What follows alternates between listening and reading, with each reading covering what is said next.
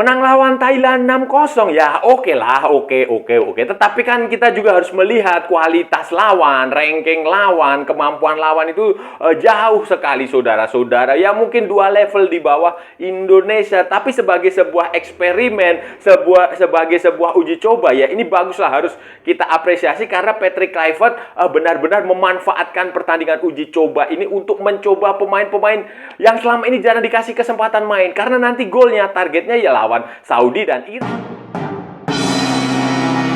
Halo saudara-saudara,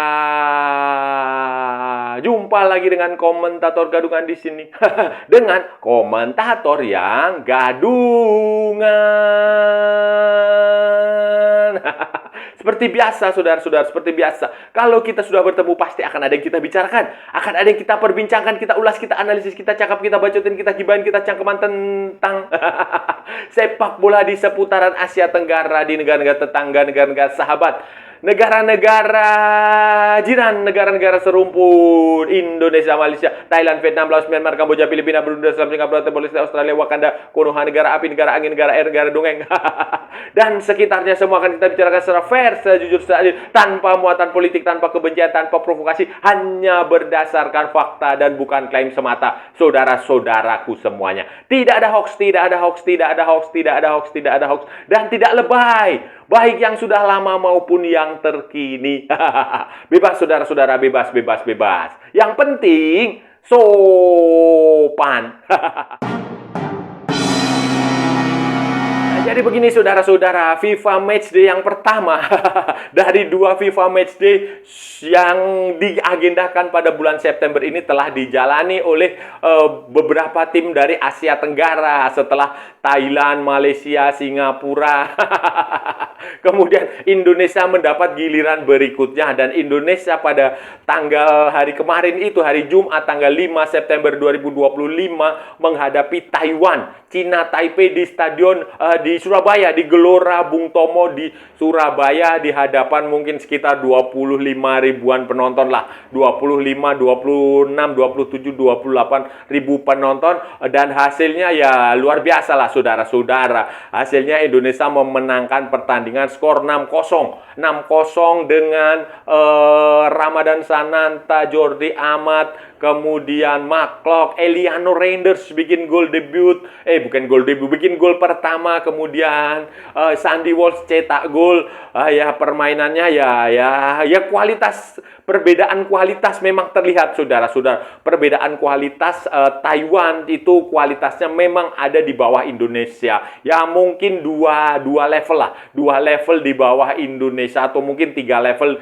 di, pokoknya kualitas Taiwan itu jauh di bawah Indonesia sehingga Indonesia bermain sangat nyaman, mendominasi semua sektor lapangan, mendikte permainan, penguasaan bolanya dapat, peluangnya banyak. Taiwan juga kesulitan masuk ke pertahanan Indonesia, mereka hanya melancarkan serangan-serangan sporadis. Kemudian Indonesia dengan nyaman, pemain-pemainnya dengan nyaman, pegang bola, kontrol kendali bola, mempassing dengan nyaman, ke depan, ke tengah, ke kanan, ke belakang, bikin peluang, eksekusi. Ya pokoknya jelas sekali perbedaan kualitas, perbedaan kelas membuat Indonesia benar-benar tampil superior menghadapi Taiwan, saudara. Kelas, perbedaan kualitas itu ya memang sudah disadari betul oleh Patrick Kluivert dan para pemain sejak awal. Karena itu memang Patrick Kluivert sengaja melakukan eksperimen sejak awal, sejak sesi konferensi pers sehari sebelumnya. Dia sudah mengatakan bahwa ya kita lihat saja nanti kejutan, kemungkinan ada eksperimen, ada percobaan-percobaan yang akan dia lakukan dan ternyata itu dia dibuktikan. Kita lihat di starting line up saja kan tidak ada Kevin Dick, tidak ada Jay Itzes, Ricky Kambuaya juga duduk manis di tribun, Justin Hubner juga tidak ada, Kelvin Verdong juga tidak ada, kemudian Adrian Wibowo, anak muda yang kita tunggu-tunggu juga masih duduk di tribun. Itu semuanya mereka pemain-pemain utama duduk di bench, kemudian sebagai gantinya di starting line up ya dikombinasikan pemain utama dengan pemain cadangan, pemain-pemain yang selama ini jarang mendapatkan kesempatan bermain di pertandingan kompetitif ketika melawan Saudi, Jepang, Cina, Australia, Bahrain, kayak begitu saudara-saudara. Di kiper saudara-saudara, Emil Audero berada di situ menggantikan Martin Paz yang cedera. Sementara Hernando dan Nadeo duduk di bench. Kemudian di belakangnya ada 4. Jadi Patrick Kluivert main dengan 4-3-3 saudara-saudara. 4 back di belakang itu diisi di kirinya ada Sen Patinama, di tengah ada Jordi Amat dan Rizky Ridho Ramadhani, di kanannya ada Yakob Sayuri. Kemudian di tengah dia main 3 gelandang, di situ ada Nathan, ada Beckham, sama ada Mark Locke saudara-saudara. Sementara di depan ada Eliano Reinders, di sayap bersama dengan Egy Maulana Fikri. Permutasinya mereka berdua kanan kiri sering bertukaran. Kemudian di tengah itu ada Ramadan Sananta sebagai striker di posisi nomor 9 saudara-saudara. Itu di starting line up ya. Baru nanti kemudian di babak kedua terjadi perubahan, Sandy Walsh masuk, kemudian siapa lagi ya? Stefano Lillipali masuk, Mauro Zylstra, Miliano Jonathan bikin debut. Kemudian ya biasalah saudara-saudara kalau sudah memasuki babak kedua, dan hasilnya ya memang itu adalah formasi, taktik dan strategi yang eksperimental. Eksperimen seperti ini ya harus dilakukan karena memang ini hanya uji coba. Taiwan, dan kebetulan level Taiwan juga tidak terlalu istimewa lah saudara-saudara, sehingga ini memang harus dilakukan seperti itu supaya Patrick Kluivert bisa melihat kalau timnya pemain-pemain ini yang jarang diberi kesempatan main itu seperti apa. Ternyata ya lumayan mainnya, bisa hidup lah kalau lawannya kualitas lawannya tidak sebagus Jepang. Tidak sebagus Australia. Ternyata kita bisa mengimbangi, bahkan kita bisa mendikte permainan. Nah, setelah ini kan masih ada Lebanon. Harapan saya juga kemungkinan Lebanon juga harus uji coba eksperimen, walaupun kemungkinan tidak se ekstrim ketika menghadapi Taiwan. Ya mungkin saja ini prediksi saya, Jay Eates akan kembali main, Justin Hubner akan main, kemudian Kevin Dick akan main, Miss Hilger nggak datang saudara-saudara, katanya mau pindah klub. Nah, itu sudah. Jadi itu memang harus dimanfaatkan seperti itu. Pertandingan melawan Lebanon, walaupun saya melihat kualitas Lebanon itu lebih bagus dari Taiwan. Mungkin level Lebanon itu ya sama dengan Cina lah, sama dengan Thailand ya. Kalau menurut saya setara dengan Indonesia. Jadi ini lebih mungkin akan jauh lebih serius. Pertandingannya akan jauh lebih serius daripada pertandingan Indonesia melawan Taiwan, dan itu bagus. Memang harus seperti itu, harus ada variasi lawan. Gaya bermain lawan itu, kita sebagai sebuah tim itu harus bisa memahami itu. Lawan main bagaimana, main begini kita harus begitu, lawan begitu kita begini. Itu semakin sering variasi lawan yang dihadapi itu semakin bagus untuk sebuah tim, karena ini adalah tim nasional. Kita tidak berkumpul setiap hari, tidak bermain bersama setiap hari, hanya periodik saja, setiap sebulan, 2 bulan, 3 bulan begitu. Jadi ini sesuatu yang menurut saya cukup bagus. Nanti melawan Lebanon kita tunggu.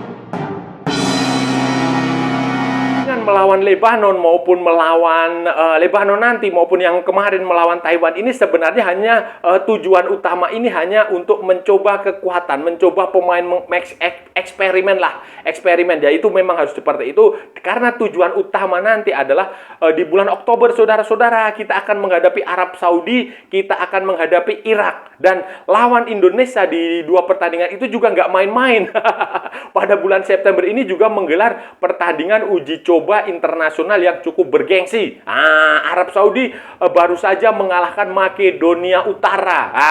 Tidak tanggung-tanggung saudara-saudara. Mereka langsung melawan tim yang lebih kuat, tim dari Eropa, Makedonia Utara, dan mereka menang saudara-saudara. Mereka menang lewat permainan yang bagus lah menurut saya. Menurut saya cukup bagus. Mereka benar-benar sudah berkembang, berbeda dari waktu tim yang dikalahkan Indonesia. Mereka berkembang cukup bagus, dan ini harus benar-benar diwaspadai oleh Indonesia nanti ketika per bulan Oktober karena ini mereka akan main di home. Walaupun pada kita pernah menahan imbang mereka di home ketika Roberto Mancini masih dilatih dan kita mengalahkan mereka di Jakarta waktu Herve Renard menjadi pelatih lagi. Tetapi kali ini pasti akan berbeda karena ini adalah penentuan hidup mati dan Arab Saudi akan main di home. Mereka pasti akan punya banyak keuntungan teknis maupun non teknis. Itu saudara-saudara. Kalau masalah non teknis ya kita harus fokus pada diri kita sendiri untuk bisa, nggak usah dipikirkan lah masalah non teknis, kemungkinan ada main mata, main telinga, main hidung, nggak usah. Tetapi kita fokus yang pasti, ini Arab Saudi sudah berubah. Ini peringatan dari saya saja, warning saja, early warning dari saya saja. Arab Saudi sudah berubah, mereka sudah jauh lebih matang, jauh lebih stabil, jauh lebih berubah, jauh lebih berkembang, saudara-saudara. Jauh lebih berkembang dari tim yang waktu itu dikalahkan oleh Indonesia. Saudi, Irak juga sama. Irak juga sudah berkembang dengan cukup bagus, dengan lebih bagus, dengan lebih dewasa lagi ketika dalam FIFA Matchday edisi September ini mereka baru saja mengalahkan Hong Kong di semifinal Kings Cup di Thailand, saudara-saudara. Kings Cup di Thailand mereka bermain cukup bagus juga, saudara-saudara. Waktu melawan Hong Kong saya lihat permainan mereka sudah lebih matang, sudah lebih dewasa. Pelatihnya bukan lagi si Jesus Casas, tetapi sudah Graham Arnold. Itu terlihat sekali permainannya juga sudah efektif. Dan sebentar lagi Irak itu akan nanti di FIFA Matchday yang kedua di bulan September ini akan menghadapi Thailand, saudara-saudara. Dan memang sejak awal mereka mengincar tim dari Asia Tenggara yang selevel dengan Indonesia seperti Thailand untuk diajak beruji coba, dan kebetulan mereka mendapatkan undangan di Kings Cup. Walaupun tahun lalu mereka juga ikut Kings Cup dan jadi juara, saudara. Tetapi ini mereka benar-benar serius. Mereka melihat kualitasnya Thailand dianggap mirip dengan Indonesia sehingga mereka benar-benar ingin beruji coba dengan Thailand. Dan kualitas sama seperti Arab Saudi, mereka sudah berkembang dengan cukup bagus. Dan ingat, Indonesia dua kali atau 3 kali berkali-kali bertemu Irak dan selalu kalah. Dan walaupun kemungkinan kita juga bisa mengalahkan Irak kali ini, tetap saja ini akan menjadi pertandingan yang berat. Jadi kita harus berwaspada lah. Nggak usah seperti yang saya bilang tadi, nggak usah kita memikirkan mencurigai ada faktor non teknis, nggak usah kita mencurigai ada faktor orang ketiga, invisible hand, permainan di bawah tangan, yang macam-macam lah, nggak usah. Tetapi kita fokus saja pada diri kita sendiri. Kalau kita punya tim yang bagus, kalau kita bermain dengan bagus, kalau kita mempersiapkan diri dengan baik, dengan benar, ya saya rasa cobaan apapun, faktor non teknis apapun bisa kita atasi. Kalau kita bisa menang, ya itu akan berbeda, akan jauh lebih penting. Jadi lebih baik fokus ke situ saja, ke urusan teknik, daripada membicarakan kecurigaan, menuduh mafia lah, menuduh inilah, menuduh itulah, nggak usah. Saudara-saudara, yang paling penting adalah kita harus tetap menginjak bumi. Kemenangan melawan Taiwan jangan membuat kita lengah. Dan jangan, lagi-lagi ini saya selalu mengatakan, janganlah kita terlalu mudah mengatakan King Indo. Nggak usah seperti itu, nggak usah seperti itu. Jalan masih panjang, perjuangan masih lebih berat lagi ke depan. Dan ini hanya satu pertandingan, nanti Lebanon satu pertandingan, ini hanya uji coba. Masih ada bulan Oktober nanti yang penting, dan kita akan lihat nanti di bulan Oktober ini bagaimana, apakah ada pemain yang cedera lagi atau tidak. Karena kalau kita melihat pemain baru yang didatangkan, saya melihat Miliano Jonathan tampaknya mainnya cukup bagus ya, saudara-saudara ya. Miliano Jonathan mainnya cukup bagus, kemudian Mauro Zylstra juga secara fisik juga oke lah. Itu nanti kita tinggal lihat apakah Ole Romney itu sudah bugar di bulan Oktober nanti. Ya, kalau dia sudah bugar, kita punya dua striker yang cukup bagus, Mauro Zylstra dan Ole Romney plus Ramadan Sananta. Kemudian kita juga punya tambahan winger Miliano Jonathan, kemudian Adrian Wibowo juga harus kita lihat lagi. Kita ini penasaran. Kita semua orang penasaran karena dia baru 19 kalau nggak salah. 19 atau 20 ya, pokoknya dia masih muda lah, 19 apa 18, pokoknya dia masih muda. Jadi ini kita lihat saja seperti apa. Kalau ternyata Adrian Wibowo itu juga mainnya bagus di sayap. Adrian Wibowo ini winger, sudah winger bisa, attacking midfield bisa. Dia idola dia adalah Ronaldinho. Skillful, speednya dia bagus ya. Kita lihat saja kalau dia bisa menyatu dengan irama permainan tim, dan semoga harapan saya sih Adrian Wibowo dicoba nanti melawan Lebanon. Kalau itu kita miliki, saudara-saudara, saya yakin peluang di bulan Oktober itu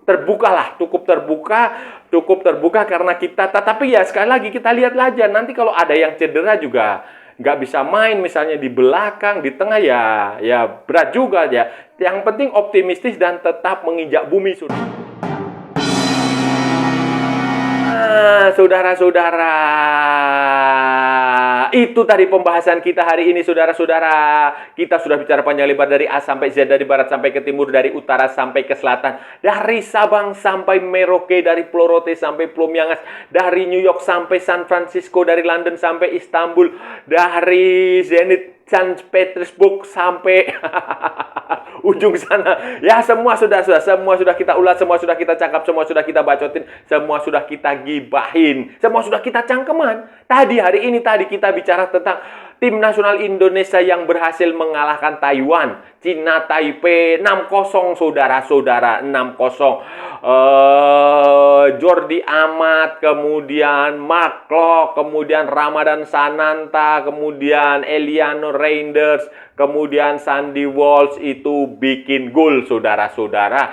Indonesia terlalu dominan buat Taiwan. Indonesia menguasai semua sektor permainan, semua lapangan dikuasai, mendominasi total ball possession, peluang semua main dengan 4-3-3. Emil Audero di kiper, kemudian Sen Patinama di kiri, Jordi Amat, Rido di tengah, kemudian Jacob di kanan, Beckham, Nathan, kemudian Maklok di tengah, kemudian ada Eliano Reinders di depan, Ramadan Sananta di depan, Egy Maulana Fikri di depan, dan ya hasilnya seperti itu. Patrick Kluivert menggunakan kesempatan ini untuk melakukan eksperimen, benar-benar eksperimen. Ya, memang harus begitu, saudara-saudara, memang harus begitu.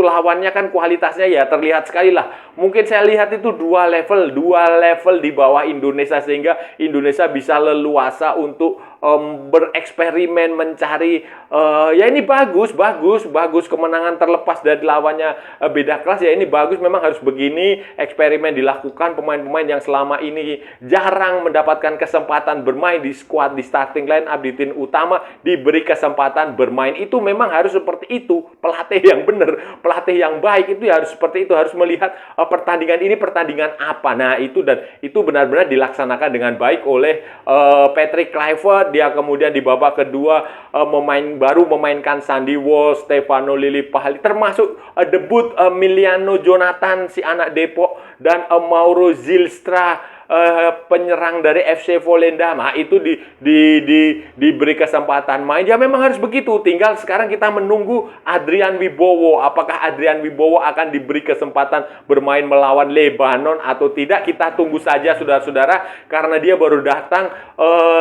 kalau nggak salah itu di hari pertandingan atau sehari sebelum pertandingan melawan Taiwan. Dan kita lihat apakah nanti Adrian Wibowo akan dipanggil, akan diberi kesempatan bermain. Ya sekitar mungkin 30 menit juga nggak apa-apa lah. Kan itu uji coba, namanya uji coba. Karena kemarin yang pemain-pemain utama juga semuanya duduk di bangku cadangan. Bukan di bangku cadangan lagi, duduk di tribun. Kayak si Jay Eaches, Kevin Dick, Calvin Verdong, Justin Hubner juga masih duduk di tribun bersama dengan Yance Sayuri, Ricky Kambuaya, itu semuanya duduk di tribun bersama Adrian Wibowo. Ya kita lihat saja nantilah, karena tujuan dari tim ini nanti ketika melawan Arab Saudi dan Irak. Kebetulan Arab Saudi bertanding uji coba melawan Makedonia Utara dan menang, saudara-saudara, lawan tim Eropa. Sementara Irak mengalahkan Hong Kong di Kings Cup, dan sebentar lagi Irak akan berhadapan dengan Thailand, saudara-saudara. Dan ya semoga terus berproses lah, semoga target nanti di bulan Oktober tercapai. Dan saya rasa sudah cukup ya pembahasan kita kali ini. Kalau ada salah-salah ya mohon maaf. Namanya juga gadungan, saudara-saudara. Wajar kalau gadungan itu salah, tetapi kalau benar berarti sebuah kebenaran. Kalau saudara-saudara merasa channel ini bermanfaat, berguna, menghibur, menginspirasi, silahkan like, share, and subscribe. Tapi kalau tidak, saudara-saudara abaikan saja, skip, jangan ditonton. Tetapi jangan nyampah, jangan membuat komentar-komentar yang menghina, menghujat, melecehkan, merendahkan orang maupun negara lain. Santai aja, ini hanya bola, kita cari teman, bukan cari musuh. Ikuti juga akun media sosial Komentator Gadungan, ada di Instagram, ada di Facebook, dan ada di TikTok yang bukan TikTok Shop, saudara-saudaraku semuanya. Oke, sampai bertemu lagi di edisi berikutnya dengan tema-tema yang jauh lebih tidak bermanfaat, dengan tema-tema yang jauh lebih tidak berguna, dengan tema-tema yang jauh lebih membagongkan. Salam olahraga dan merdeka.